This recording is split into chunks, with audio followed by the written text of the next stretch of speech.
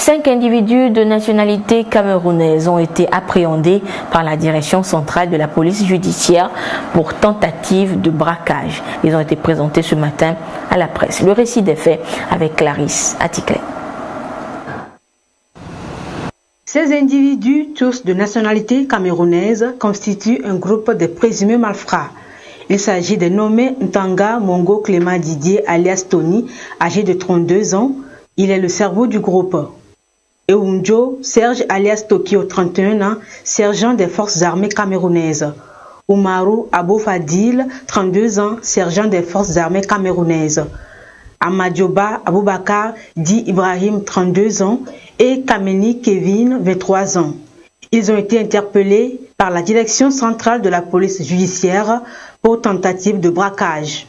Le 25 avril dernier, ces malfrats, armés de 2 pistolets automatiques et à bord d'une voiture, ont pris en filature un homme d'affaires togolais qui était au volant de sa voiture de grosse cylindrée.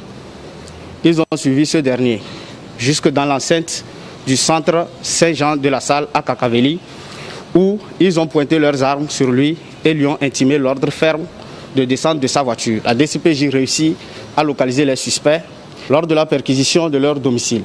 Les enquêteurs retrouvent et saisissent 2 pistolets automatiques, dont un de marque Tokarev avec son chargeur garni de 6 cartouches de calibre 9 mm.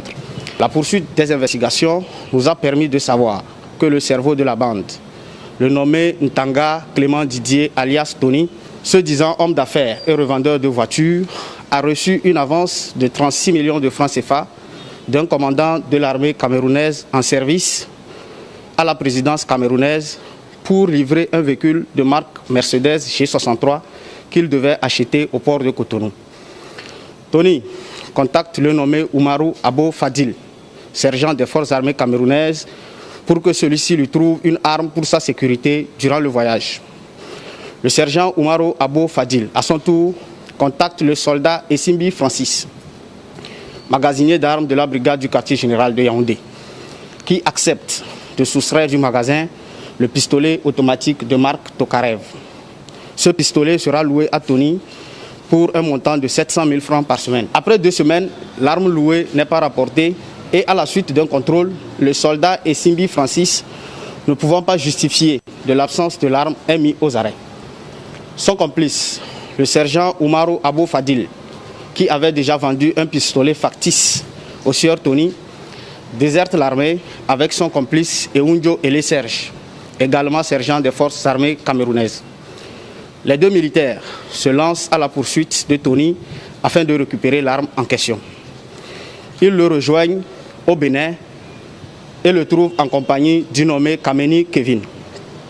Ce dernier réussit à les convaincre de venir au Togo pour commettre des braquages en ciblant une voiture, une Mercedes G63 ou tout autre véhicule de grosse cylindrée année 2018 ou 2019. La DCPJ, après 3 semaines d'investigation, interpella les suspects le 20 mai dernier au quartier Agoué anommé Alomé. Je suis venu au Togo, j'ai rencontré plusieurs responsables pour acheter des voitures. Je suis même en démarche, ils ont pris mes téléphones, ils ont pris la peine d'observer tout ce que se disait.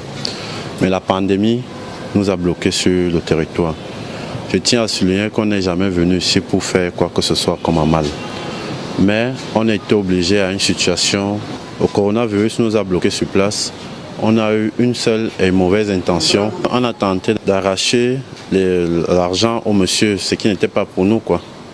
Donc, on n'avait pas l'intention de l'arracher la voiture ou de le faire quoi que ce soit. Ces présumés malfrats, ayant reconnu les faits qui leur sont reprochés, vont être mis à la disposition de la justice afin de répondre de leurs actes. La population est donc invitée à plus de vigilance.